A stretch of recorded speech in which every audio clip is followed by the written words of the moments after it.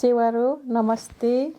यो global network YouTube channel हेर्नुहुने र माया गर्नुहुने सम्पूर्ण दर्शकहरूको माझमा म गङ्गा किमदाङ लिम्बू उपस्थित भएको छु।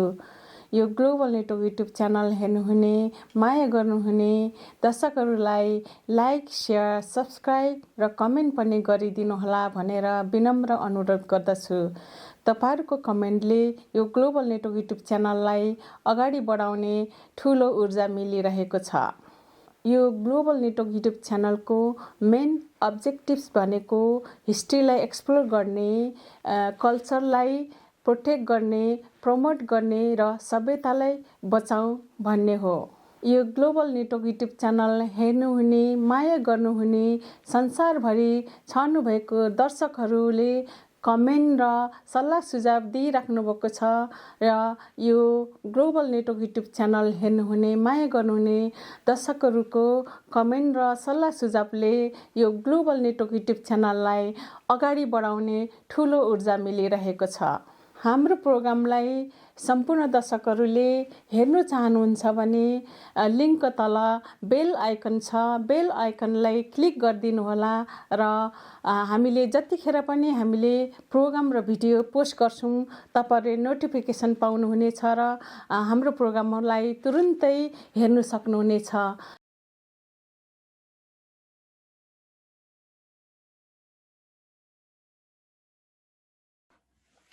सेवारो नमस्ते। म मारोहाङ कवाहाङ तपाईहरुलाई यो हाम्रो ग्लोबल नेटवर्क युट्युब च्यानलमा हार्दिक स्वागत छ।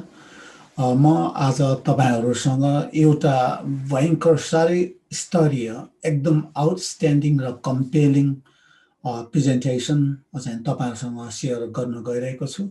यो प्रेजेन्टेसन चाहिँ आज आदिवासी बौद्धिक बहस भन्ने प्लेटफर्ममा चाहिँ यो अर्गनाइज गरिएको थियो।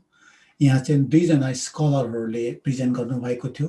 उहाँहरू हुनुहुन्छ डाक्टर सुरेश तामाङ र कुमार यात्रु र यो चाहिँ हाम्रो हिमालयन इन्डिजिनस रेटोरिकसँग भयंकर चाहिँ रिलेटेड हैन, अथवा त्यही हिमालयन इन्डिजिनस रेटोरिक अथवा ग्लोबल इन्डिजिनस रेटोरिकसँग भयंकर रिलेटेड भएको हुनाले म हाम्रो ग्लोबल नेटवर्क चाहिँ मेनली हामी इन्डिजिनस अथवा इन्डिजिनाइटी र इन्डिजिनसको एउटा अस्तित्व पहिचानको बारेमा हामी डिबेट डिस्कसन भएको हुनाले उहाँहरूको चाहिँ मैले पर्मिसन लिएर मैले उहाँलाई रिक्वेस्ट गरेर यो तपाईहरुसँग म आज सेयर गर्दैछु। मैले अघि भनिसकेँ यो भयंकर हाम्रो आदिवासी अथवा मूलवासी अथवा इन्डिजिनस पिपलहरुको कन्टेक्स्टमा हेर्ने हो भने र वेस्टर्न नलेजलाई हेर्ने हो भने यो भयंकर एकाडेमिक थियो, भयंकर इन्स्टिट्युसनल थियो। यहाँ चाहिँ अब यो महामारी र हाम्रो यो अहिले कोरोनाको बारेमा चाहिँ हाम्रो एन्सेस्ट्रल नलेज, हाम्रो आदिवासी नलेजले चाहिँ कसरी यसलाई ट्रिट गरिन्थ्यो हैन। अब आदिवासीको ज्ञान कस्तो छ र महामारी कस्तो छ र यसमा चाहिँ हाम्रो पुर्खाहरूले पास्टमा हैन कसरी यसलाई ट्रिट गर्दै आएका थिए। यो प्रेजेन्टेसन भयंकर तपाईहरु आदिवासी अथवा मूलवासी अथवा हाम्रो इन्डिजिनसहरु अब अहिले त हाम्रो नेपाली स्पिकिङको लागि मात्रै भयो, यो सम्पूर्ण एमर्जिङ स्कलरहरु अथवा प्री एमर्जन स्कलरहरु अथवा स्कलरहरुलाई धेरै लाभदायक हुनेछ र जो एउटा मौलिकता र पहिचान खोज्दै हुनुहुन्छ तपाईहरुको लागि यो भयंकर इम्पोर्टेन्ट हुनेछ। तर प्रत्येक दिन यस्ता खालका नलेजहरु हैन, हाम्रो हिमालयन इन्डिजिनसका नलेजहरु अथवा रिजनल र ग्लोबल इन्डिजिनस नलेजहरु चाहिँ एकदम लोप हुनु गइरहेका छन्, अब लोप भइसकेका पनि छन्। यसलाई हामीले कसरी प्रिजर्भ गर्नुपर्छ भन्ने कुरा चाहिँ हामी एक भएर अगाडि बढ्नु पर्नेछ। ओभरअल भन्ने हो भने इन्डिजिनस भनेको के हो, हामी के हौं, हामी को थियौं, के थियौं र अब हामी कलेक्टिभली सबै इन्डिजिनस पिपलहरु कसरी अगाडि बढ्नुपर्छ भन्ने एउटा इन्डाइरेक्ट अथवा डाइरेक्ट मेसेज पनि यसले बोकेर आएको छ र तपाईहरुलाई यो सम्पूर्ण हाम्रो प्रेजेन्टेसनलाई मोरलेस 1 घण्टाको छ।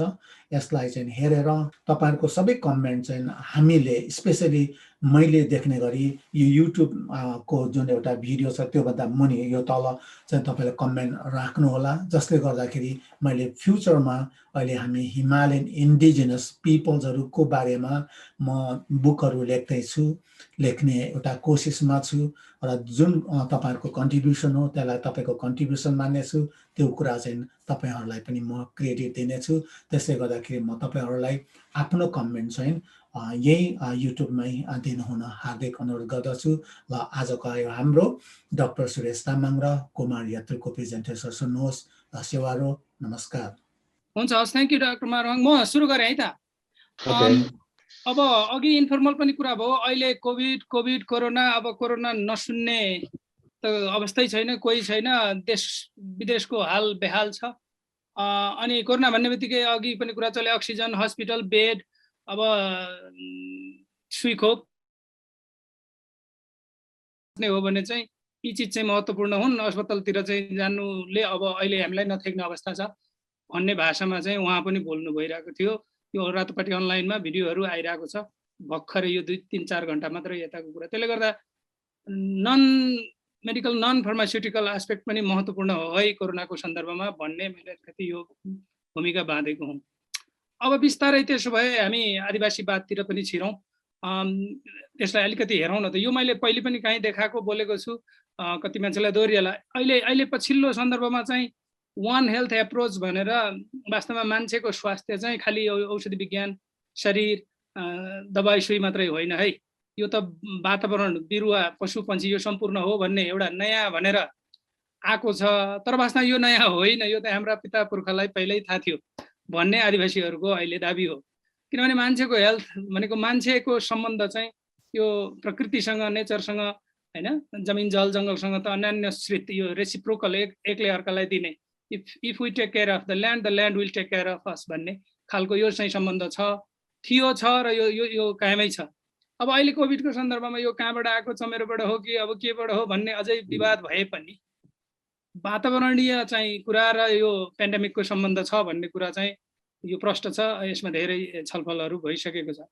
भनेपछि अब मान्छे भनेर हामी मान्छे मात्रै रहेनौँ, हामी चाहिँ यो प्रकृतिको एउटा अङ्ग भएको हुनाले अब रुख बिरुवा, जमिन जल, पशु पन्छीसँग हामी जोडिएकै छौँ। अब अहिले पछिल्लो चाहिँ अवस्थाले त्यो देखाइरहेको छ। अब आदिवासीहरूको कुरा गर्दा संसारभर चाहिँ आदिवासीहरू छन् हैन, 70 देशमा छन्, धेरै सङ्ख्यामा छौँ। अनि 70 देखि 80% चाहिँ यो संसारको बायोडाइभर्सिटी, रुख बिरुवा, जमिन जङ्गल, यसको चाहिँ हैन, यसलाई सेफगार्ड गर्ने, जोगाउने, नर्चर गर्ने, अब खालि उपभोग गर्ने मात्र होइन, यसलाई चाहिँ रिजेनेरेट गर्ने, सम्भार स्याहार गर्ने पनि कामहरू अब पार्ट अफ कल्चर। अब यो आदिवासीहरूको त संस्कारै हो, संस्कृति नै हो कि हैन, जमिन जङ्गल, माटो पानी, हामी सिमे भूमेदेखि अनेक कुराहरू गर्छौँ। यी चिजहरू चाहिँ संसारभर यो देखिन्छ। त्यसले गर्दाखेरि हाम्रो त प्रत्यक्ष सम्बन्ध चाहिँ प्रकृतिसँग छ भन्ने मैले यहाँनिर अलिकति जोडेँ। अब रोगको कुरा गर्दा प्रतिरोध क्षमताको कुरा अलिकति गरौँ अनि हाम्रो आदिवासीको सम्बन्धमा गरौँ। अहिले सरसर्ती हेऱ्यो संसारभरको स्थिति भनेदेखि आदिवासीहरू अनि अब सँगसँगै दीर्घ रोग भएको, कम प्रतिरोध क्षमता भएको मान्छेहरू चाहिँ कोभिडले बढी प्रभावित भएको देखिन्छ। अघिल्लो पालि चाहिँ अलि बुढाबुढी जोगाउनु पर्छ है भन्ने थियो। अहिले चाहिँ बालबच्चाको अलि सानो युवाहरूमा पनि धेरै सङ्क्रमण, स्पेसली अहिले हाम्रो नेपाल भारतकोमा पनि त्यो देखिराखेको छ। अरू क्यानाडाको, युरोप अमेरिकाको अनुभव हेर्दाखेरि पनि पाका मान्छे, दीर्घरोगी, अनि फेरि यसको असर चाहिँ कम आम्दानी भएका गरिब समुदायमा, अल्पसङ्ख्यकमा देखिएको छ। अब अमेरिकामा त झन् प्रष्टै आदिवासी होइन, अलास्का नेटिभ अमेरिकन, त्यसपछि पेसिफिक आइल्यान्डर, हवाइयन, अनि काला जाति, हिस्प्यानिकमा उच्च दर, अपवादको रूपमा एसियन र गोराको चाहिँ कम देखिएको छ। त्यो सायद मेरो नेक्स्ट स्लाइडमा छ। अनि युकेमा पनि त्यस्तै अलिक पहिल्यै पनि अध्ययनहरू भएको थियो, त्यसमा पनि गोराको दाँजोमा अरू हैन अल्पसङ्ख्यकहरूको प्रतिशत चाहिँ एकदमै धेरै देखिएको थियो। अहिले भर्खर हिजो अस्तिको दिन मात्रै एउटा आएको छ। वास्तवमा कोभिडसँग के फ्याक्टरहरू एसोसिएटेड छ भनेर हेर्दाखेरि उमेर, बुढौली मान्छेहरूमा अलि बढी देखिएको छ, मेलमा देखिएको छ, गरिबीसँग पनि यो जोडियो, अनि मान्छेसँग अरू दीर्घ रोगहरू, खास गरी मोटोपन, अनि धुम्रपान गर्ने, अनि क्यान्सर र अरू क्रोनिक लिभर डिजिजको कुनै चाहिँ पुरानो हिस्ट्री भएको मान्छेहरूमा, अनि नन व्हाइटमा, खास गरी कालामा साउथ एसियनमा यो चाहिँ धेरै देखिएको अवस्थाहरू छ। यो चाहिँ सबैभन्दा पछिल्लो। अब कोभिडले चाहिँ आदिवासीहरूलाई संसारमा असर गर्छ है भन्ने कुरामा अब UNPFII हाम्रो चाहिँ होइन युएनको एजेन्सी यो हाम्रो पहिले यसमा चनाखो हुनुहुन्थ्यो, उहाँहरूले विज्ञप्तिहरू निकालेको लेखेको यो वेबसाइटमा कहीँ लेखेको पनि छ। त्यसो हुनाले आदिवासीहरू अलिकति सशङ्कित होइन यसमा चाहिँ जोगिनुपर्ने यो एउटा देखिन्छ। यो अघि मैले भनेको यो पछिल्लो डेटा पनि यहाँ छ। अमेरिकाको चाहिँ ठुलो सङ्ख्यामा मान्छे मरेको हामीलाई थाहा छ लाखौँमा, त्योलाई हेर्दाखेरि आदिवासीहरू खास गरी अघि मैले भनेको थिएँ अलास्का नेटिभ अनि नेटिभ अमेरिकनहरू सबैभन्दा 3 गुणाले बढी उनीहरूको मर्ने दर, अनि त्यसपछि नेटिभ हवाइन र पेसिफिक आइल्यान्डरहरू यो प्रशान्त महासागरका हवाईका आइल्यान्डरहरू, अनि ल्याटिनो हिस्प्यानिकहरू, अनि काला, अनि सेता र एसियन चाहिँ सबैभन्दा कम देखियो। एसियन भन्नाले फेरि हामी पनि एसियन हौँ, तर अमेरिकामा एसियन भनेर चाहिँ कि त कोरियन, जापानिज, चाइनिजलाई बुझिन्छ। अब उहाँहरू शैक्षिक हिसाबले अरू सामाजिक आर्थिक हिसाबले पनि अगाडि होलान्, तर सँगसँगै हुनसक्छ चाइनिज, जापानिज, कोरियनको खानपिन, उहाँहरूको अरू होइन आहार विहार व्यवहार। अब चाइनिजहरू चाहिँ अब ताइची गर्ने अभ्यास गर्ने अनेकहरू छ, जापानिजहरू अब खेल्ने अनेकमा होला, सायद अन्य फ्याक्टर छ होला। उहाँहरूको चाहिँ कम देखिएको छ। बाँकी चाहिँ खास गरी आदिवासी र अन्य रङका मान्छेहरूको चाहिँ प्रतिशत 2-3 गुणाले बढी भएको देखिएको छ। यो हेर्दाखेरि अलिकति निराशाजनकै छ। अब अहिले हाम्रो बजारमा के भइरहेछ यहाँ तपाईँहरूले सुनिराख्नु भएको छ, देखिराख्नु भएको छ, रेडियो, टिभी, सोसल मिडिया। वैकल्पिक उपचार विधिमा चाहिँ प्रशस्त चर्चा, चासो, बहस र चाहिँ बजारमा हल्लाखल्ला छ। अलिअलि विश्वास पनि मान्छे एक थरीले गरेका होलान्। जस्तो चाहिँ स्थानीय हाम्रो वैद्यहरू आम्ची होइन कुनै हिसाबले दबाई दिने विधिहरू मेरो विचारमा बजारमा अहिले पनि चलिरहेकै छ। सायद बढेको हुनसक्छ हिजोभन्दा, किनभने मान्छेहरू त होइन आतिएर दबाई खोज्ने अवस्था छ। कोरोना चिया भनेर बजारमा आइसकेको छ। अब के ब्रान्डले हो, के जडीबुटी मिलाएर हो, अब यो चाहिँ बजारीकरण भइसक्यो। अब नेपाल सरकारको आयुर्वेद विभाग दबाई खाना पहिल्यै थियो।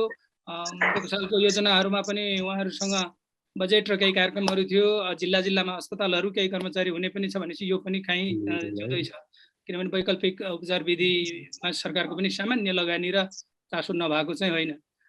अरू 1-2टा अनौठो चिजहरू भएको छ।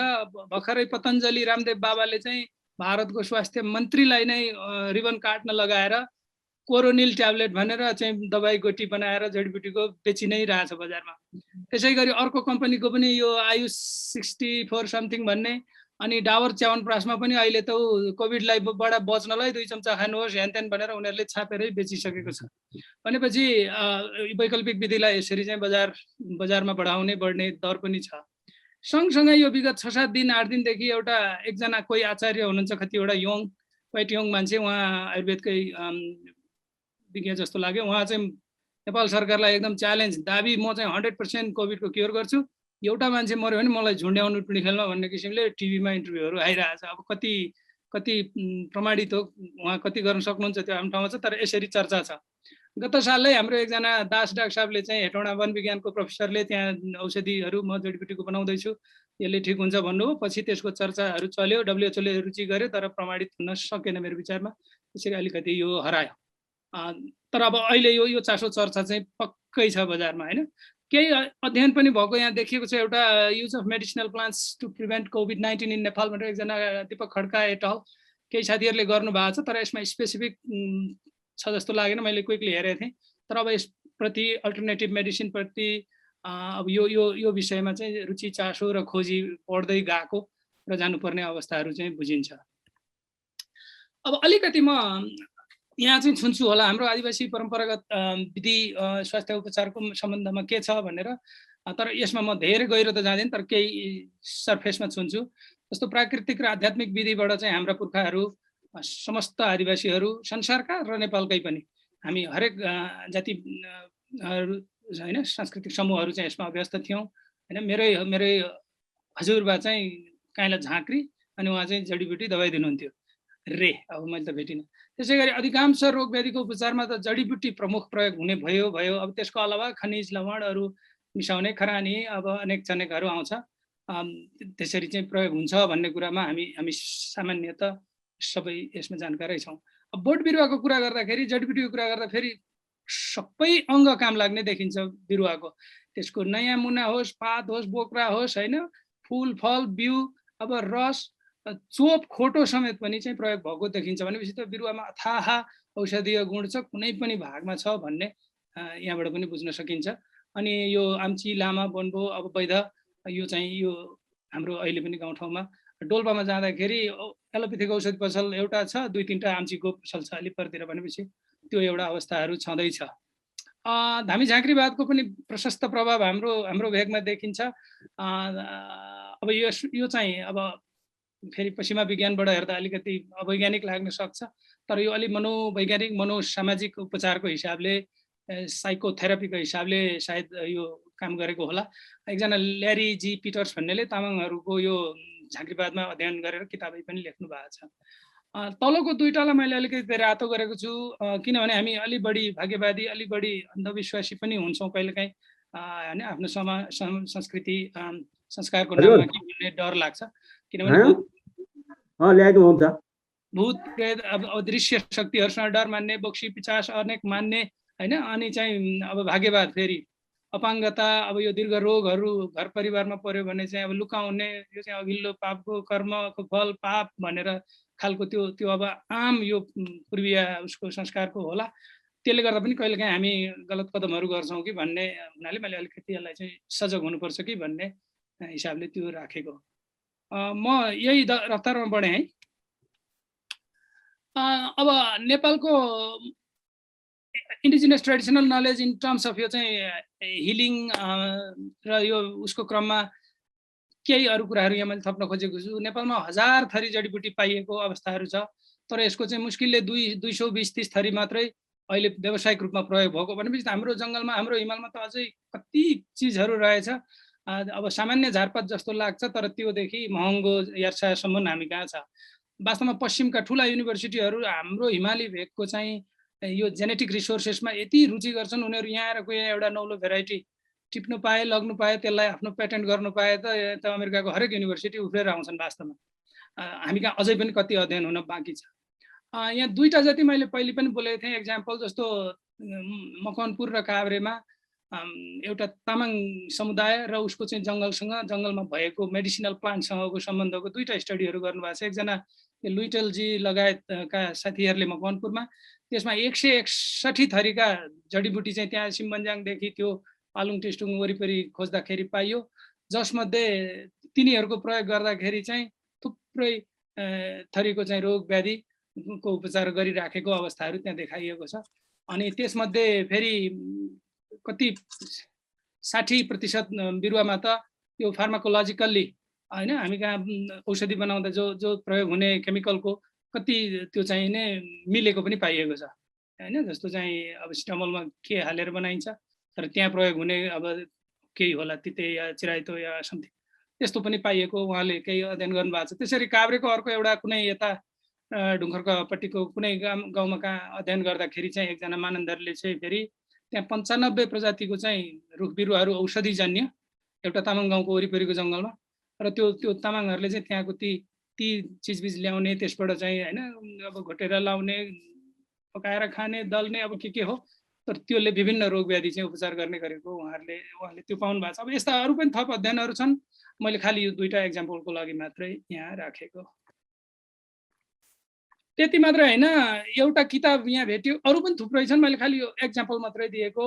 एकजना चाहिँ हाम्रो प्रोफेसर जापानमा पढाउनु हुने, होइन, मोहन विक्रम गेवाली र हाम्रो टियुको प्रोफेसर होला, दुईजना मिलेर सुरेश हवाले, उहाँहरूले एउटा किताब, निकै ठुलो किताब लेख्नु भएको छ। त्यसमा हाम्रो नेपालमा भएका यो अल्टरनेटिभ हिलिङ प्र्याक्टिसेस चाहिँ लिस्ट गर्नुभएको चाहिँ यति छ: आयुर्वेद, होमियोप्याथी, टिबेटियन, युनानी, अनि यो फोक मेडिसिन भनेर यसमा अलि बढी हामी इन्डिजिनियस प्र्याक्टिसेसहरू यसभित्र जान्छ। अनि फेरि अघि धामी झाँक्रीवादको कुरा तल लास्टमा आउँछ। यसको चाहिँ टोटल व्याख्या गर्नुभएको छ।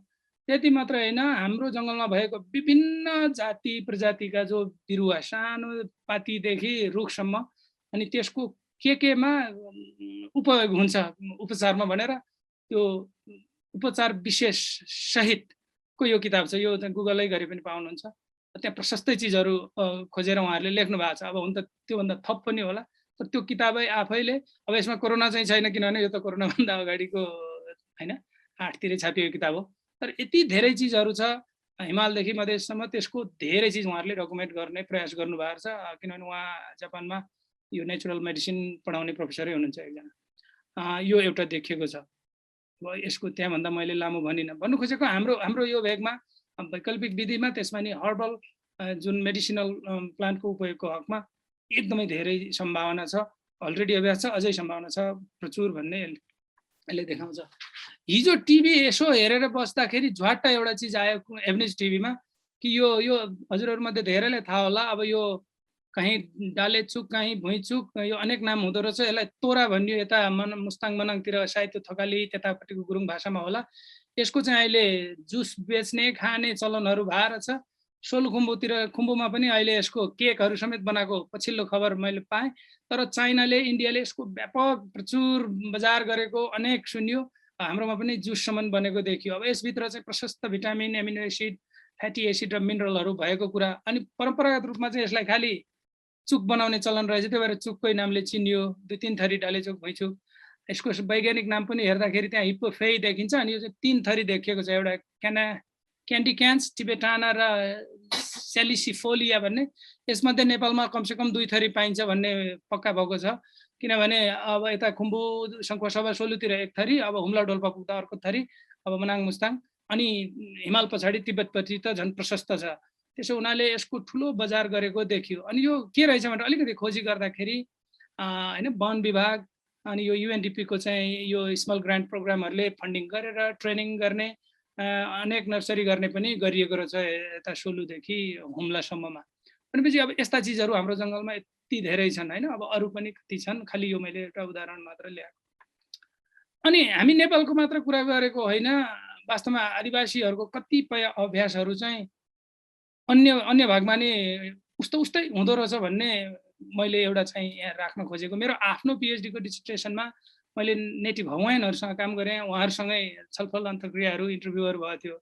त्यस क्रममा उहाँहरूले आफ्नो औषधि परम्परागत औषधि अभ्यासको पनि शीर्षक अन्तर्गत छलफल गर्दाखेरि एकजना त्यहाँको इल्डर, हवाइन इल्डरले चाहिँ भन्नुभएको, यहाँ कोर्टै मैले गरेको छु।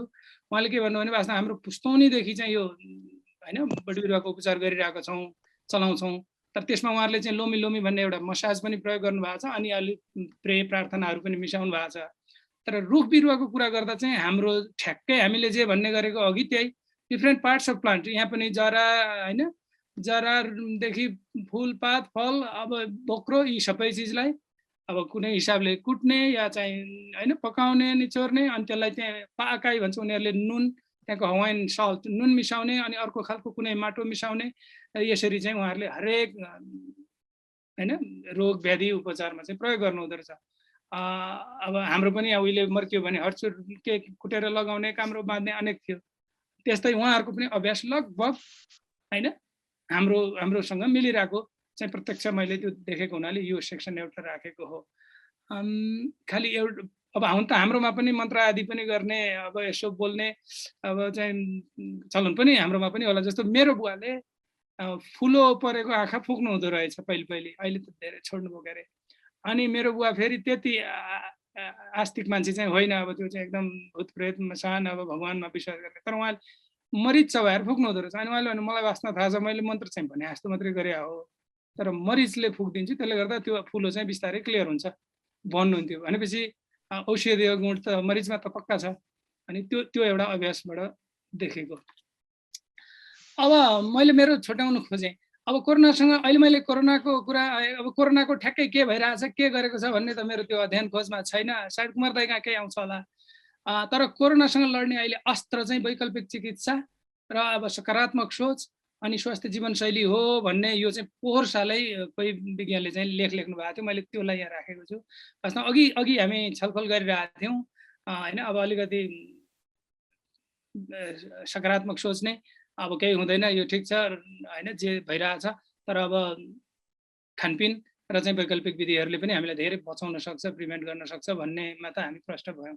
अर्को यता हाम्रो तीर्थबारी डाक्टर साहबले उहाँले अरू पनि थुप्रो किताबहरू पनि लेख्नु भएको छ प्रकृतिसँग जोडेर। वास्तवमा उहाँले प्रकृति बिना हामी बाँच्दैनौँ, तर हामी बिना चाहिँ प्रकृति बाँच्छ भन्ने किसिमले पोहोरै एउटा आर्टिकल लेख्नु भएको थियो।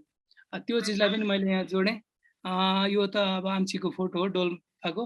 अनि जो इन्डिजिनियस विजडमको कुरा आइरहेछ, अब यसको चाहिँ अब पोलिटिकल्ली चाहिँ लिबरेसनतिर जाने कुरा छ भने यी यस्ता अभ्यासहरू प्रमाणित भयो भने हामी चाहिँ हेल्थ हिलिङमा पनि हाम्रो पिता पुर्खाको विजडम चाहिँ काम लाग्छ भन्ने त्यहाँ एउटा मैले सानो केही भेटेको छु।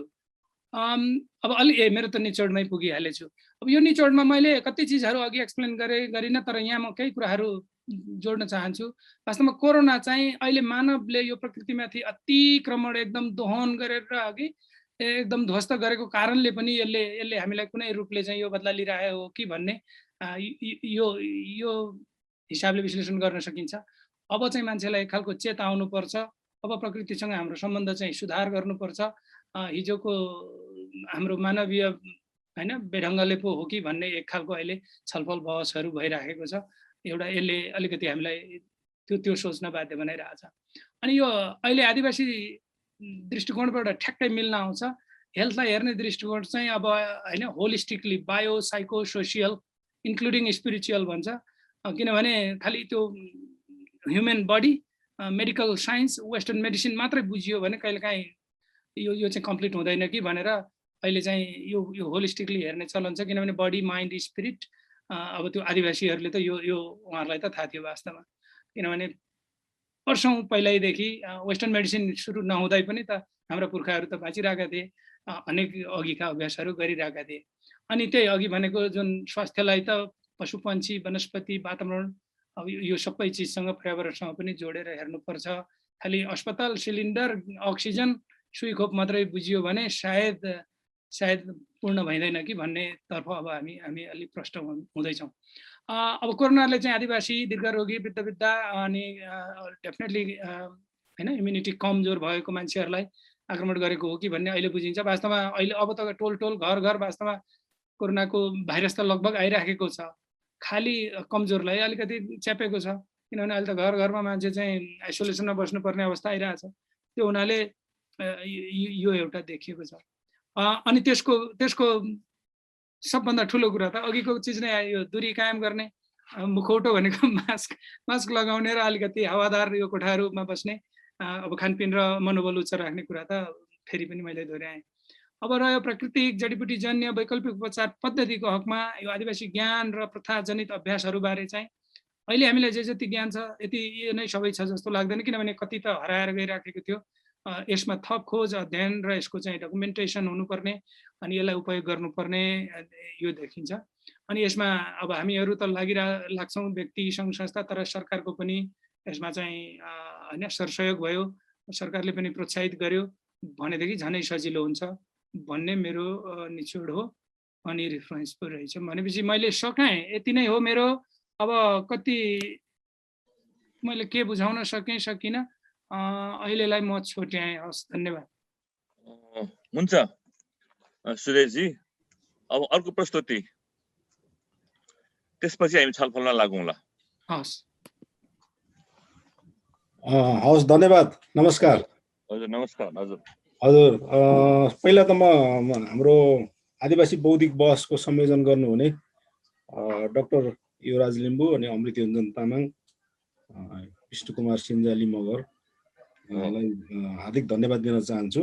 मेरो पनि छोटो छ, मेरो पनि स्लाइड सो गर्नु पर्यो है। हुन्छ। खास गरिकन अब यो रिसर्च भन्दा पनि अब यो मिडिया कन्टेन्टको आधारमा तयार गरेको हो। अब अनि केही डाटाहरू मैले लिएको छु, सेकेन्डरी डाटाहरू। हाम्रो डाक्टर सुरेशले मलाई करिब मेरो भन्ने ठाउँ नै रहेन। अब केही सामान्य एक दुईवटा मात्रै छुट्याएको छन्, नभए धेरै सबै कुरा मेरो भन्ने कुराहरू उहाँले पनि भन्नुभएको छ। र केही कुराहरू चाहिँ मैले आफ्नो रिसर्चको पनि एक दुईवटा चाहिँ राखेको छु, एउटा स्लाइड राखेको छु। त्यसो भनेर म चाहिँ सुरु गर्न चाहन्छु।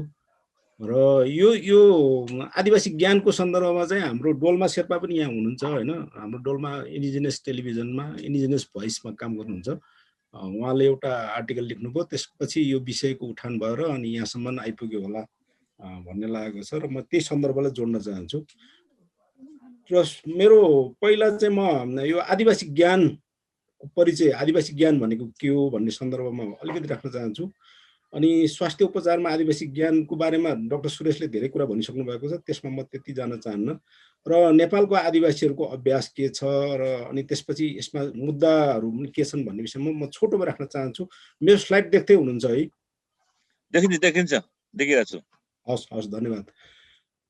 यो पहिलो कुरा चाहिँ ज्ञानको कुरा गर्दाखेरि ज्ञान दुई प्रकारको हुन्छ भन्दो रहेछ। एउटा मोडर्न साइन्स नलेज सिस्टम र अर्को चाहिँ आदिवासी इन्डिजिनियस नलेज सिस्टम, दुईटा हुन्छ।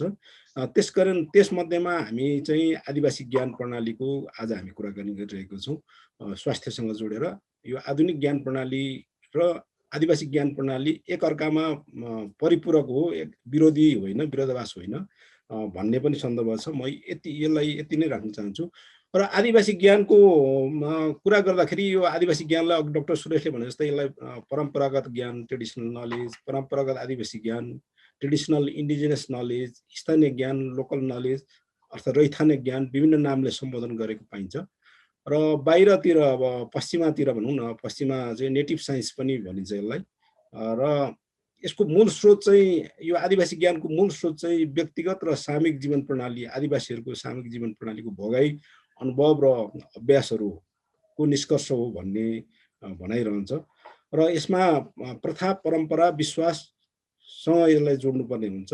त्यस्तो विश्वास चाहिँ आध्यात्मिक पनि हुनसक्छ, भौतिक पनि हुनसक्छ, र यो दृश्य पनि हुनसक्छ, अदृश्य पनि हुनसक्छ। त्यस्तो विश्वासको आधारमा यो इन्डिजिनियस नलेज निर्माण हुन्छ र त्यसको अभ्यास हुन्छ।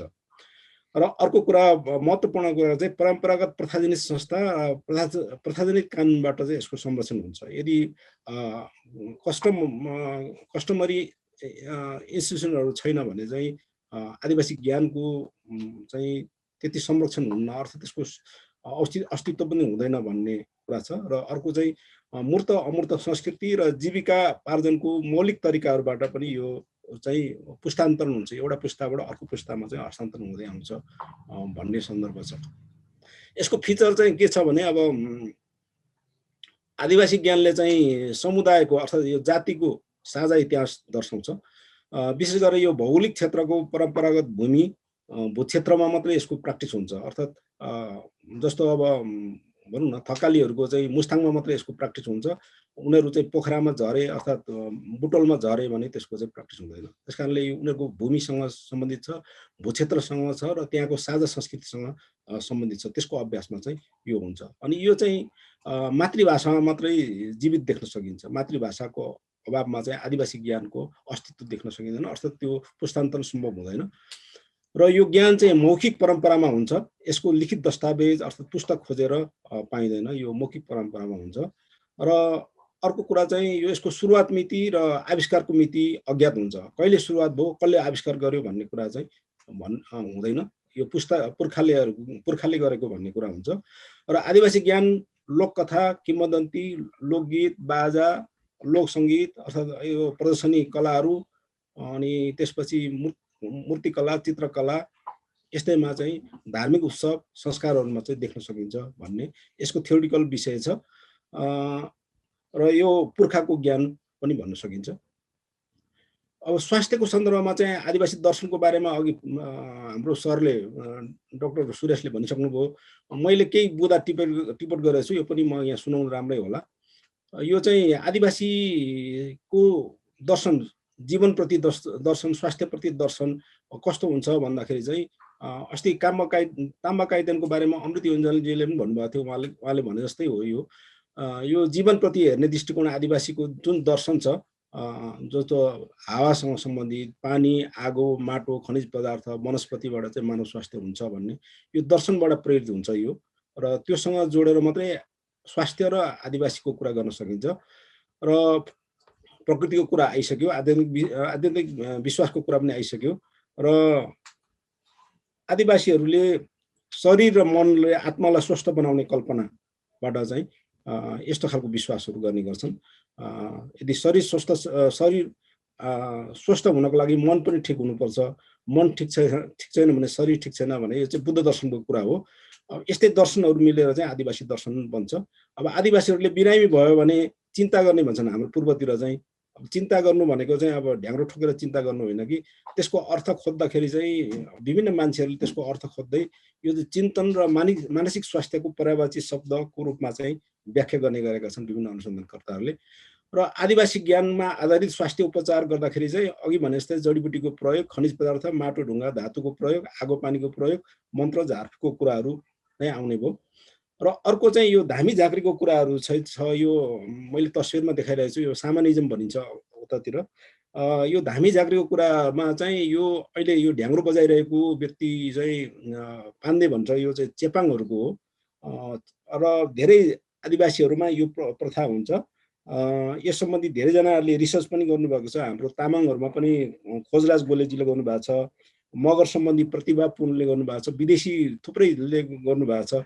र यसको उपचारमा चाहिँ मनोवैज्ञानिक प्रभाव, ध्वनि थेरापी अनि जडीबुटीको शक्ति, लोकविश्वास, 3-4 कुराहरूले चाहिँ उपचार हुन्छ भन्ने कुराहरू छ। अब विभिन्न जातिको कुरा गर्दाखेरि म धेरै नदिउँ, अब विभिन्न जातिको आफ्नै चाहिँ यस्तो खालको धामी भन्नुहोस्, झाँक्री भन्नुहोस्, अर्थात् जे भन्नुहोस् त्यस्तो सामानिजम प्रथा परम्परा छ। जस्तो लिम्बूको फेलाङ्बा, देवारी, साम्बाद, एवा यामा हुन्छ, राईको बिजुवा, धिमालको ओजा भन्छ, खसहरूको धामी भन्छ, अब अरूले पनि प्रयोग गर्छन्। कोइचहरूको सुनार न्यासो र पोइप गमी भन्छ के अरे, जिरेलहरूको फोनबो, थारूहरूको चाहिँ गुरुबा भन्छ के अरे, तामाङहरूको बोनबो लाप्ताबा भन्छ, गुरुङहरूको बोनलमा पच्यु क्लबे हुन्छ। त्यसै गरी यो प्रतिभा पुनको अनुसार खाम मगरबाट चाहिँ रमा, ढुट मगरबाट लामा र काइके मगरबाट धामी, अर्थात् सबै आदिवासीहरूको चाहिँ आफ्नो यस्ता खालका धामी जागृति हुन्छन्। यसबाट उपचार हुन्छ। मैले छोटोमा याद राखेँ। अर्को चाहिँ जडीबुटीको कुराहरू चाहिँ आछ। यो मैले अहिले यो देखाएको जडीबुटीबाट पहिचान गर्नेको यो चाहिँ ललितपुरको कोन्जोसम गाउँपालिकामा गत साल यो कोरोना भन्दा अगाडि नै आदिवासीहरूमा कस्तो खालको चाहिँ जडीबुटीहरूको ज्ञान छ भनेर सर्वे गरेको थिए। छोटो एकदम 2 दिनमा बसेर गरेको। त्यसमा चाहिँ धेरै त्यहाँको तामाङहरूको, खास गरिकन तामाङहरूले चाहिँ विभिन्न रोगको उपचारको बारेमा हामीलाई बताएको थिए, मलाई बताएको थिए। त्यसमध्ये झाडा पखाला लाग्दाखेरि के गर्ने भनेर उहाँहरूले चाहिँ आफै, अब खास गरिकन विवाहित महिला र विवाहित पुरुषहरूले उहाँहरू चाहिँ 25 वर्षदेखि 50-60 वर्षसम्मका उमेर समूहका त्यहाँको स्थानीय बासिन्दाहरूले चाहिँ विभिन्न औषधि ज्ञानहरू चाहिँ बताउनु भएको थियो। त्यसको मतलब उहाँहरूसँग नै, कम्युनिटीसँग नै यो जडीबुटीको पहिचान गर्ने र जडीबुटीले रोगको निदान गर्छ भन्ने ज्ञान चाहिँ हुन्छ भन्ने खालको उहाँहरूको कुरा थियो। हातखुट्टा लाग्यो भने, हातखुट्टा मर्क्यो भने के गर्ने, हतियारले चोटपट लाग्यो भने तुरुन्तै के गर्ने, पेट दुखेमा के गर्ने, ज्वरो आएमा, रुवाखोकी लागेमा जस्तो अम्लिसोको जारा खानुपर्छ, चिराइतो खानुपर्छ, अदुवा पानी खानुपर्छ, असुरोको पात खानुपर्छ, अर्थात् विभिन्न विकल्पहरू उहाँले चाहिँ बताउनु भएको थियो। त्यसलाई टिपोट गरेर मैले यहाँ देखाउन खोजेको। यसको अब वैज्ञानिक अनुसन्धानको भेरिफाई गर्ने, अर्थात् अरू ल्याबमा टेस्ट गर्ने, मोडर्न साइन्सको जस्तो ल्याबमा टेस्ट गर्ने काम चाहिँ गरिएको छैन। सरसर्ती उहाँहरूको विश्वासहरूको चाहिँ यो चाहिँ मैले यहाँहरू देखाउन खोजेँ। त्यसै गरिकन अब यो डाक्टर कमल अधिकारीले परम्परागत ज्ञान सम्बन्धी चाहिँ अध्ययन गर्नुभएको थियो। उहाँ मकवानपुरको नै हो उहाँले गर्नुभएको। त्यसमा चाहिँ 111वटा वनस्पतिको मध्येमा वनस्पतिहरू चाहिँ त्यहाँको आदिवासीहरूले चाहिँ परम्परागत ज्ञानको रूपमा, उपचार पद्धतिको रूपमा चाहिँ वनस्पतिहरू पहिचान गरे भनेर उहाँको चाहिँ उहाँले चाहिँ एउटा दिनुभएको थियो। त्यो भनेको चाहिँ उहाँ चाहिँ यो रिसोर्स हिमालयन फाउन्डेसनको एउटा वैज्ञानिक हुनुहुन्छ। उहाँले चाहिँ के अरे यो स्वर्गीय प्रहलाद योन्जनको संस्था हो त्यो। त्यहाँ बसेर चाहिँ यो वनस्पति सम्बन्धी कामहरू गर्नुहुँदो रहेछ, यो रिसर्च सम्बन्धी काम गर्नुहुँदो रहेछ। यो पनि एकदम धेरै महत्त्वपूर्ण र धेरै चाहिँ उपयोगी छ जस्तो लाग्छ मलाई। यो एउटा रिसर्चको रूपमा आएको छ। र अर्को डाक्टर पासाङ शेर्पा हुनुहुन्छ। उहाँले पनि दुरा समाजको उपचार सम्बन्धी विभिन्न वनस्पतिहरूको नाम दिनुभएको छ। त्यसले पनि के अरे दुराहरूले कसरी वनस्पतिहरूको प्रयोग गर्छन्, उहाँहरूको ज्ञानमा के छ भन्ने कुरा पनि एउटा अभिलेख त्यसले पनि दिन्छ। अरू धेरैजना अघि डाक्टर सुरेशले नाम दिनुभएकोहरूमा पनि होला। र यस्ता खालका चाहिँ जडीबुटीहरू पहिचान गर्ने काम भइरहेको छ। अर्को अब स्वारिकपा पद्धति, अब उपचार पद्धतिहरू भन्दा स्वारिकपा पद्धति नेपालको लागि पुरानो पद्धति हो। तर यो धेरैले चाहिँ कसैले तिब्बती पद्धति भन्छन्, कसैले चाहिँ यो मेडिसिन बुद्धको आविष्कार भनेर भन्ने गरेछन्। स्वारिकपा पद्धति अर्थात् जतिखेर चाहिँ स्वास्थ्य चौकीहरू अर्थात् यो अस्पतालहरूको पहुँचमा थिएन, अहिले पनि हिमाली क्षेत्रमा छैन, त्यो बेला चाहिँ स्वारिकपा पद्धतिबाट नै उपचारहरू भइरहेको थियो र अहिले पनि भइरहेको छ धेरै ठाउँमा। चाहिँ यो विदेशमा पनि चीन, भारत, मङ्गोलियाहरूमा यो प्रख्यात छ। नेपालमा चाहिँ अहिले यो उद्योग पनि स्थापना भएको छ, क्लिनिकहरू पनि 60वटा जति छ। स्वारिकपा चिकित्सकहरू पनि 200 जना रहेको चाहिँ हाम्रो डाक्टर साहबले मलाई जानकारी दिनुभएको छ। र अहिले यसैको विषयमा चाहिँ BSMS तहको स्वारिकपा इन्टरनेसनल कलेज पनि पढाइ सुरु हुन्छ र विभिन्न ठाउँमा यो खोल्ने क्रम यो हिमालमा मात्र होइन, बुटवलमा, त्यसै गरिकन पोखरामा, त्यसै गरिकन पूर्वको बिर्तामोडमा, इटरीमा खोलिएको भनेर उहाँले चाहिँ भन्नुभएको छ। त्यस कारण यो स्वारिकपा पद्धति पनि बिस्तारै चाहिँ बढिरहेको स्थिति छ। अब चाहिँ यो महामारीमा अहिलेको यो कोरोना महामारीको क्रममा चाहिँ आदिवासीहरूले कस्तो खालको चाहिँ उहाँहरूले चाहिँ प्रयास गरे अर्थात् कस्तो खालको अभ्यास गरे भन्ने सन्दर्भमा चाहिँ एउटा माथि भन्नेको वैकल्पिक परम्परागत स्वास्थ्य पद्धतिको प्रयोग त गर्ने नै भयो एउटा। अर्को चाहिँ आदिवासी खाना परिकार, इम्युन सिस्टमको कुरा छ कि यो आदिवासी खाना तथा परिकारमा पनि अर्को दोस्रो कुरा हो। अनि यो प्रथाजनित संस्थाको नियमन तेस्रो कुरा हो। र सूचना प्रवाह पनि आदिवासीको आफ्नै शैली, आफ्नै प्रणाली मार्फत सूचना प्रवाह भएको 3-4वटा कुराहरू चाहिँ हामी देख्न सक्छौँ। अब आदिवासी खानाको कुरा गर्दाखेरि अब पोषणविद डाक्टर अरुणा उप्रेतीले अब यो बजारमा भएको खानाहरू सबै पत्रु खाना हो भन्नुभएको छ। र त्यसको मतलब चाहिँ आदिवासी खाना अर्थात् होममेड खानाहरू चाहिँ स्वास्थ्यवर्धक छ, यो चाहिँ इम्युन सिस्टमसँग सम्बन्धित छ भन्ने कुराहरू उहाँले गर्नुभएको छ। विभिन्न चरणमा हामीले चाहिँ इन्डिजिनियस टेलिभिजनमा अर्थात् हाम्रो फिचर राइटिङको सन्दर्भमा उहाँसँग कुराकानी हुँदाखेरि पनि उहाँले धेरै आदिवासी खानाको बारेमा कुरा गर्नुहुन्छ। त्यसै गरी अर्को एउटा डाक्टर जीवन कुमार पर्साईको एउटा किताब पनि छ यो पोषण सम्बन्धी, धेरै चाहिँ अनुसन्धान गरेर उहाँ चाहिँ अमेरिकामा एउटा प्रोफेसर पनि हुनुहुँदो रहेछ, नेपाली मान्छे हो। नेपालीमा उहाँले किताब लेख्नुहुन्छ खानाको बारेमा, त्यो पनि एक किसिमले राम्रो होला जस्तो लाग्छ मलाई।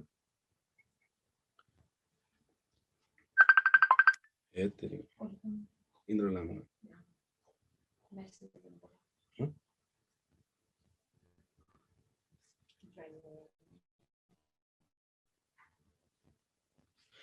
त्यसै गरिकन अब यो मैले दुईटा रिफ्रेस भने अब अहिले चाहिँ स्वास्थ्य मन्त्रालयले पनि एउटा प्रोटोकल इन्टरिम गाइडलाइन बनाएको छ। अब यो प्रोटोकल भनौँ यो वैकल्पिक मेडिसिनको सम्बन्धमा, अल्टरनेटिभ मेडिसिनको सम्बन्धमा गाइडलाइन आएको छ, आयुर्वेदसँग जोडेर आएको छ। यसले पनि केही कुराहरू चाहिँ मान्यता दिएको छ। जस्तो त्यसै गरिकन अब अर्को कुरा चाहिँ यो युएनको UNHCRले गत सालको कोरोना कोभिडलाई लिएर चाहिँ केही तथ्यहरू, केही प्र्याक्टिसहरू प्रकाशमा ल्याएको थियो। त्यसले पनि आदिवासीको यो ज्ञान कतिको महत्त्व छ र कतिको रिकगनाइज छ भन्ने कुराहरू चाहिँ यहाँबाट देखाउँछ। र यसमा चाहिँ उसले भन्छ, अब युएनको रिपोर्टमा के भन्छ भने नेपालले चाहिँ कस्टमरी इन्स्टिट्युसनकोबाट चाहिँ यो तिनीहरूको प्रतिनिधि सङ्गठनहरूबाट चाहिँ आदिवासी ज्ञानहरूको प्र्याक्टिस गरेको कारणले उनीहरूको चाहिँ के अरे एकदम यो कोरोना महामारीसँग जुझ्न सफल भएको छ भन्ने खालको यो रिपोर्ट चाहिँ आउन सक्छ। यहाँ तपाईँहरूले देख्नुहुन्छ यो विभिन्न देशको अभ्यासहरू दिएको छ, नेपालको बारेमा पनि एक प्यारा छ र सञ्चार सम्बन्धी छुट्टै प्यारा छ। र यसले पनि के भन्छ भने आदिवासी ज्ञानले गर्दाखेरि नेपालका आदिवासीहरूको चाहिँ नलेज सिस्टमले गर्दाखेरि चाहिँ यो इम्युन सिस्टमलाई सहयोग गरेको छ, अर्थात् योसँग लड्नको लागि यसको लागि चाहिँ सहयोग गरेको छ भन्ने कुराहरू आएको छ UNHCRको रिपोर्टमा। अर्को चाहिँ यो मैले अघि देखाएको यो जनस्वास्थ्य मन्त्रालयको रिपोर्टमा एउटा सेनिटाइजर बनाउने विधिको बारेमा चाहिँ एउटा प्रोटोकल बनाइएको छ, गाइडलाइन बनाइएको छ। त्यो गाइडलाइनले के भन्छ भने सेनिटाइजर बनाउने चाहिँ निमको पात, तुलसीको पात, अनि त्यसपछि यो घिउकुमारीको पात, अनि के अरे तितेपाती, अनि त्यसपछि गार्लिक, अनि यसलाई उमाल्ने, अनि त्यसपछि फड्किएर राखेर चाहिँ 4 पटक उमालेर फड्किएर राखेपछि चाहिँ त्यसलाई चाहिँ मिलाएपछि चाहिँ यो सेनिटाइजर प्रयोग हुन्छ भनेर चाहिँ उसले गाइडलाइन भनेको छ। प्रकृतिका जुन वस्तुहरू छन्, प्रकृतिकै जुन त्योसँग सम्बन्धित चाहिँ छ भन्ने कुराहरू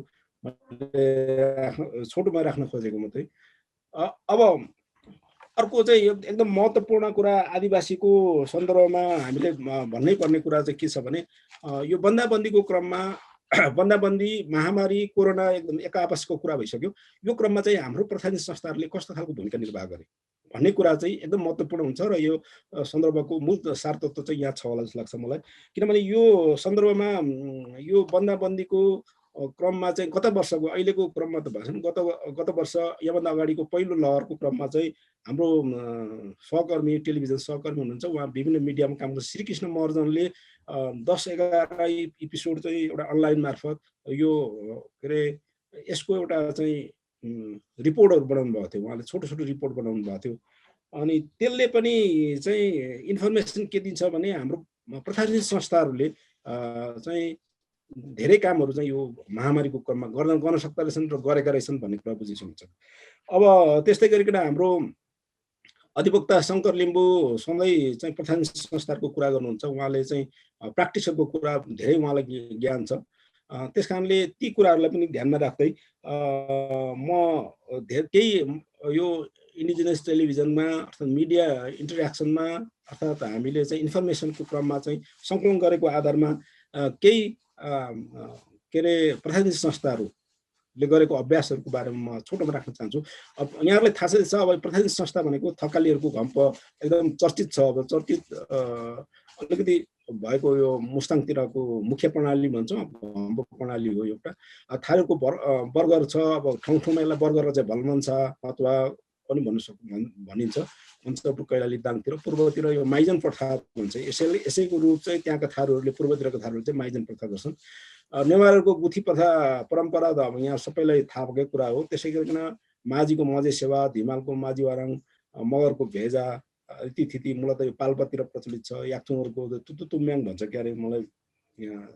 अनि त्यसपछि गुरुङहरूको क्लब परम्परा, उत्तरी गोर्खा लमजुङको चिवा र तावा भन्छ। अनि शेर्पाहरूको नावा परम्परा भन्छ, दोर्खाको गौरीशङ्कर र सोलुको खुम्बुतिर छ। यो श्रीकृष्णजीले प्रस्तुत गर्नुभएको र हाम्रो इन्फर्मेसनलाई मिलाएर मैले केही कुराहरू राख्न चाहन्छु। खास गरिकन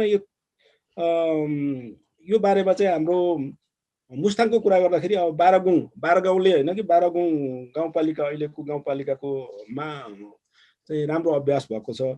त्यहाँको टासी स्याङ्बो गुरुङसेनी पहिलाको सभासद हुनुहुन्थ्यो, उहाँले हामीलाई इन्फर्मेसन दिइरहनु भएको छ। अब माझीहरूको मजे सेवाको बारेमा हाम्रो धनबहादुर माझी दाइ हुनुहुन्न अहिले, उहाँ बित्नु भएको छ। उहाँले पनि आफ्नो प्रशासनिक संस्थाको बारेमा धेरै जानकारी दिनुभएको छ। धेरै प्र्याक्टिसहरू अहिले त माझी समुदायले चाहिँ यसलाई मजे सेवालाई चाहिँ पुनस्थापना गर्ने अभियान पनि चलाउनु भएको छ चिनीमाजीहरूले। मगरको गङ्गा खासु मगर हुनुहुन्छ, यो पाल्पातिरबाट उहाँ यसै विषयमा चाहिँ उहाँले अध्ययन गर्नुभएको छ। त्यसका अर्थात् स्थानीय तहमा यो प्रशासनिक संस्थाहरूले चाहिँ बन्दाबन्दीको यो अर्थात् हामी चाहिँ लकडाउन अर्थात् निषेधाज्ञा भन्ने गर्छौँ। योभन्दा अगाडि नै उहाँहरूले चाहिँ समुदायलाई भेला गरेर एउटा आवागमनमा नियमन गर्ने काम चाहिँ उहाँहरूले गर्नुहुँदो रहेछ। अर्थात् यहाँ चाहिँ पुलिस लाएर लट्ठी लाएर चाहिँ मान्छेहरूलाई चाहिँ आवागमनमा चाहिँ नियन्त्रण गरिरहँदाखेरि प्रशासनिक संस्थाहरूले गरेको नियमन चाहिँ एकदम प्रभावकारी भएको हामीले पाएका छौँ। र प्रशासनिक संस्थाको जुन प्रमुख हुन्छ, मुख्य हुन्छ, अर्थात् थकाली हुन्छ, अर्थात् केही हुन्छ, उहाँहरूले चाहिँ आदेश दिनुहुन्छ यति बेलादेखि यति बेलासम्म नियन्त्रण गर्ने, बाहिरको मान्छे आउन यसरी नियन्त्रण गर्ने भनेर जुन प्र्याक्टिस चाहिँ नेपालमा सुरु भएको छ। नेपालमा हेर यो पहिला पुर्खादेखि चलाएको छ। त्यसैलाई नै यो महामारीको क्रममा गए वर्ष महामारीको क्रममा पनि धेरै प्रशासनिक संस्थाहरूले चाहिँ गरेको छ। हाम्रो नोटिसमा नआएको मात्रै हो, तर यो प्र्याक्टिस भइरहेको कुरा हो। म हिजोअस्ति मात्रै यो दोस्रो लहरभन्दा अगाडि हेलम्बु गएर हेल्मोहरूको प्रथा पनि मैले हेर्ने प्रयास गरेको थिएँ। त्यहाँ पनि अब हेल्मोहरूको के अरे प्रशासनिक संस्थाहरूले पनि धेरै काम गरेको छ। त्यहाँको गुम्बा शक्तिशाली हुन्छ। त्यहाँ चाहिँ त्यहाँको सुव्यवस्था कायम गर्नको लागि त्यहाँको प्रशासनिक संस्थाहरू धेरै चाहिँ शक्तिशाली भएको र त्यहाँको राजनीतिक अधिकार, सामाजिक अधिकार, सांस्कृतिक अधिकारहरू प्रयोग गरिरहेको हामीले देख्न सक्छौँ र तिनीहरूलाई प्रमोसन नभएको मात्रै हो, तिनीहरूको बारेमा चाहिँ बाहिर चर्चामा नआएको, हामीले नोटिस नगरेको मात्रै हो, तर प्र्याक्टिस चाहिँ एकदम भएको हामीले देख्न सक्छौँ। प्रशासनिक संस्थाको कुरा गर्दै तामाङहरूको यो चो प्रणाली कहाँ छ, अस्तित्वमा छ भन्ने कुरा छ, मैले चाहिँ भेटेको छैन। तैपनि यसलाई खोज्दाखेरि अब हामीले चाहिँ चो प्रणालीको त्यो एनजिओको फर्मेटमा हामीले खोज्नु हुँदैन। त्यस कारणले जुन समाजमा गान्बा हुन्छ, जुन समाजमा बोन्बो हुन्छ, जुन समाजमा ताम्बा काइतेन हुन्छ, अर्थात् ती व्यक्तिहरूले ताम्बाहरू हुन्छ, ती व्यक्तिहरूको एउटा समूहलाई नै हामीले भन्नुपर्ने हुन्छ र त्यसलाई हामीले विश्लेषण गर्नुपर्छ जस्तो लाग्छ मलाई। यसको निष्कर्ष, यो प्रशासनिक संस्थाको म निष्कर्षमा के भन्न चाहन्छु भने, जहाँ प्रशासनिक संस्था छ त्यहाँ आदिवासी ज्ञान पनि छ, आदिवासी ज्ञान पनि बचेको छ। जहाँ आदिवासी ज्ञान छ त्यहाँ प्रशासनिक संस्थाको अस्तित्व छ। तर यो एकदम यो आदिवासी ज्ञान र प्रशासनिक संस्थासँग चाहिँ अनुराष्ट्रिय सम्बन्ध छ भन्ने कुरा चाहिँ म निष्कर्षण गर्न छु। यसको विस्तृत चाहिँ अब धेरै लामो हुन्छ, त्यस कारण मैले यसलाई नै भने। अर्को चाहिँ सेल्फ आइसोलेसन भन्ने कुराहरू चाहिँ अहिले चाहिँ एकदम व्यापक रूपमा चलिरहेको छ। यो तपाईँहरूले देखिरहनु भएको यो हाम्रो पुर्खाले चलाएको आइसोलेसन घर हो। यो आइसोलेसन चाहिँ यो परम्परा चाहिँ आदिवासीहरूको पनि रहेछ, अर्थात् यो नेवा आदिवासीहरूको हो। यो चाहिँ इताचपा भन्छ यसलाई, चाहिँ यो असममा देख्न सकिन्छ। यो अहिले यो घर चाहिँ अन्नपूर्ण ज्ञानमाला खलाको रूपमा चाहिँ प्रयोगमा आएको छ। तर यो घरमा त्यहाँको बुढापाकाहरूले, त्यहाँको स्थानीय मान्छेहरूले भनेअनुसार चाहिँ पहिला जतिखेर उहाँहरू चाहिँ लासासँगको व्यापारमा नेवारहरू जान्थे, काठमाडौँको नेवारहरू, उपत्यकाका नेवारहरू जान्थे साखो हुँदै, त्यतिखेर घर फर्केपछि अर्थात् काठमाडौँ फर्केपछि यसमा अनिवार्य उहाँहरू बस्नु पर्थ्यो। त्यो एउटा परम्परा उहाँहरूले चाहिँ बसाउनु भएको थियो। त्यस कारणले यहाँ बसेन भने उहाँहरूलाई त्यो त्यहाँको गुथीले कारबाही गर्थ्यो, अर्थात् समुदायले पनि गर्थ्यो। समुदाय पनि अभार थियो कि यो पहिला आइसोलेसनमा बस्ने अनि मात्रै घरमा आउने भन्ने उहाँहरूको चाहिँ अझै पनि उहाँहरूको परम्परा छ। र अब धेरै परम्पराहरू त नाश भइसक्यो, तर पनि यो घर चाहिँ सिङ्गो हाम्रो अहिलेको कोरोना महामारीको सन्दर्भमा सम्झिनुपर्ने, विगत हाम्रो इतिहास सम्झिनुपर्ने एउटा सिङ्गो भवन हो। यसको बारेमा रिपोर्ट पनि एउटा बिबिसीले पनि रिपोर्ट गरेको थियो पोहोरको साल नै, र धेरै हामीले पनि इन्डिजिनसमा पनि फिचरहरू पनि गरेका थियौँ, केही न्युजहरू पनि दिएका थियौँ। तर त्यति हाम्रो कुरा चाहिँ नोटिसमा आउँदैन रहेछ के अरे, अब त्यति भएन। तर पनि यो एउटा हाम्रो आइसोलेसनको पुरानो परम्परा हो र यस्तो खालको चाहिँ हाम्रो पुर्खाहरूले पनि चलाएको थियो आइसोलेसन कुरा। महामारी पहिल्यै थियो भन्ने कुरा त आइसक्यो, अब महामारीको धेरै इतिहास छ। त्यतिखेर काठमाडौँको मल्ल राजाहरू कहाँ बसे, के बसे, धेरै कुराहरू भन्न सकिन्छ। तर अहिले मैले यो आइसोलेसनको बारेमा भन्न सकेँ। अब नेवारहरूकै कुरा गर्ने पनि, अब नेवारहरूको परम्परा अनुसार हातखुट्टा धोएर मात्रै चाहिँ घरभित्र पस्ने परम्परा छ। एउटा मैले कान्तिपुरमा केही दिन अगाडि मात्रै एउटा रिपोर्ट देखेको थिएँ, गुल्जार काठमाडौँभित्र चाहिँ एउटा परम्पराहरू, काठमाडौँ एकदम भिडभाड छ तैपनि यहाँका आदिवासी नेवारहरू जुन भित्र नेवा बस्तीमा बसेका छन्, उहाँहरूले आफ्नो परम्परालाई कसरी धानेका छन् भन्ने एउटा कान्तिपुरमा गजबको एउटा स्टोरी आएको थियो। उहाँहरूले आफ्नो परम्परा पनि धानेछन्, उहाँहरूले आफ्नो अस्तित्व, आफ्नो भाषालाई पनि बचाएका छन्। त्यस कारणले यो प्रथाजनित संस्थाहरूलाई पनि उहाँहरूले बचाएका छन्। गुथी आन्दोलनको बारेमा त यहाँ दोहोऱ्याइरहनु परेन। त्यसै गरी अब तामाङहरूको सन्दर्भमा धनबहादुर तामाङ हाम्रो पूर्व सचिव हुनुहुन्छ, उहाँले एउटा मलाई के सुनाउनु भयो भने यो सेनिटाइजर गर्ने परम्परा तामाङहरूमा पनि थियो नि त भनेर उहाँले भन्नुभयो। कसरी थियो भन्दाखेरि त अब तपाईँ अलिकति विचार गर्नुहोस्, हामी मलामी भएर घर फर्केपछि एउटा धुप लिने चलन छ, तितेपातीको धुप लिन्छौँ, त्यही सेनिटाइजर, अर्थात् भलाएको बालेर हामी त्यो रोगलाई चाहिँ हामी निर्मूल गर्ने त्यो परम्परालाई हामीले सम्झाउनुपर्छ भनेर उहाँले चाहिँ मलाई सुनाउनु भएको थियो। यो पनि मलाई चाहिँ एकदम घत लाग्ने कुराहरू लागेको छ। म यति भनेर अब यसको चाहिँ मुद्दाहरूको बारेमा अन्तिममा म धेरैमा गइनँ। अन्तिममा चाहिँ यो आदिवासी ज्ञानहरू, अब यस्ता परम्पराहरू चाहिँ हरेक दिन लोप हुँदै जानु एउटा हाम्रो एउटा मुख्य मुद्दाको रूपमा आएको छ। यो लोप हुनको कारणहरू राज्य र हामी आफै पनि छौँ। अर्को चाहिँ अभिलेखीकरण, यसको चाहिँ अभिलेखीकरण अर्थात् डकुमेन्टेसनको विषयमा चाहिँ कम चासो देखिन्छ। र अर्को चाहिँ यो आनुवंशिक स्रोतमा पहुँच र लाभको समन्वयिक मार्फत सम्बन्धी भन्छ। यसको कानुन नेपालले पनि निर्माण गर्नुपर्ने थियो, निर्माण भएको छैन। अहिले गत वर्ष मात्र यो नागायो अभिसन्धि भनेको सिबिडीको एउटा यो अभिसन्धि हो, नागायोको प्रोटोकल हो, के अरे सिबिडीको अर्को प्रोटोकल हो। यो पास नेपालले अनुमोदन गरिसक्यो। त्यस कारणले यो अनुमोदन भइसकेपछि यो कानुन बन्नुपर्ने, कानुन बनेपछि यस्ता खालका हाम्रो ज्ञानहरूको चाहिँ बौद्धिक सम्पत्तिको अधिकार दाबी गर्ने प्रक्रियाहरू त्यहाँ लेखिन्छ। अनि ती प्रक्रियाहरू मार्फत गएपछि चाहिँ हाम्रो यस्ता ज्ञानहरू अभिलेखीकरण, स्वतः अभिलेखीकरण हुन्छन् र अभिलेखीकरण भएपछि चाहिँ त्यसबाट प्राप्त हुने लाभबाट पनि हामी चाहिँ समुदाय पनि लाभान्वित हुन्छ भन्ने त्यसको मूल मनसाय देखिन्छ। अब यस्तो कुरामा चाहिँ हाम्रो कम ध्यान पुगेको जस्तो लाग्छ मलाई। र अहिले वनस्पति विभागले चाहिँ केही वनस्पतिहरूको अभिलेखीकरण गर्ने सुरु गरेको रहेछ, मैले यस क्रममा मैले बुझेअनुसार।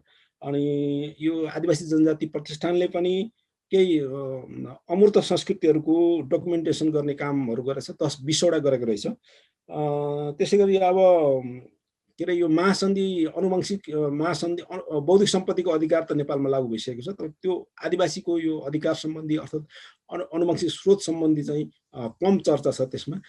त्यसलाई पनि सम्बोधन गर्नुपर्छ। र यो नागायो अभिसन्धिले अर्थात् सिबिडीले दिएको अधिकारहरू अर्थात् आदिवासी ज्ञानलाई चाहिँ आदिवासी, यो नागायो अभिसन्धिमा आदिवासीको प्रष्ट रूपमा कुरा छ, आदिवासीको एफपीको कुराहरू छ र यसको प्रक्रियाहरू बारेमा पनि विभिन्न कुरा छ। यो हामीभन्दा अगाडि इन्डिया अगाडि छ, भुटान त हुने नै भइगयो, विभिन्न देशहरूले चाहिँ गरिसकेको सन्दर्भमा नेपालमा पनि कानुन बन्नुपर्छ। अनि मात्रै हाम्रो एफपीको पनि वास्तवमा यो प्रावधान यसमा सक्रिय हुन्छ र हाम्रो आदिवासी ज्ञान पनि बच्छ र हामी हाम्रा यो राम्रा बेस्ट प्र्याक्टिसहरूलाई पनि हामी चाहिँ संसारमा बजारीकरण पनि गर्न सक्छौँ भन्ने मेरो कुरा राखेर म कुरा टुङ्ग्याउँछु। समय दिनुभयो, अलिक लामो बोले कि जस्तो लाग्छ मलाई। म सबैलाई धन्यवाद दिएर बिदा हुन चाहन्छु। नमस्कार। आजको प्रोग्रामबाट यो ग्लोबल नेटवर्क युट्युब च्यानल हेर्नुहुने सम्पूर्ण दर्शकहरूको माझबाट म गङ्गा किमदाङ लिम्बू बिदा लिनु चाहन्छु। बिदा लिनुभन्दा पहिला यो हाम्रो ग्लोबल नेटवर्क युट्युब च्यानललाई लाइक, सेयर, सब्सक्राइब र कमेन्ट पनि गरिदिनुहोला भनेर विनम्र अनुरोध गर्दछु। हाम्रो प्रोग्रामलाई सम्पूर्ण दर्शकहरूले हेर्नु चाहनुहुन्छ भने लिङ्कको तल बेल आइकन छ, बेल आइकनलाई क्लिक गरिदिनुहोला र हामीले जतिखेर पनि हामीले प्रोग्राम र भिडियो पोस्ट गर्छौँ तपाईँहरूले नोटिफिकेसन पाउनुहुनेछ र हाम्रो प्रोग्रामलाई तुरुन्तै हेर्नु सक्नुहुनेछ भन्दै आजको प्रोग्रामबाट म बिदा लिनु चाहन्छु। नमस्ते, सेवा र